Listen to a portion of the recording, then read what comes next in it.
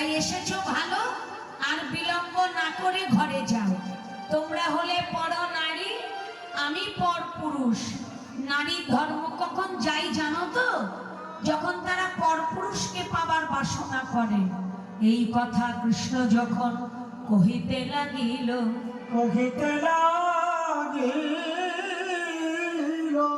সোনার পর্বত হইতে যেন গঙ্গা নেহে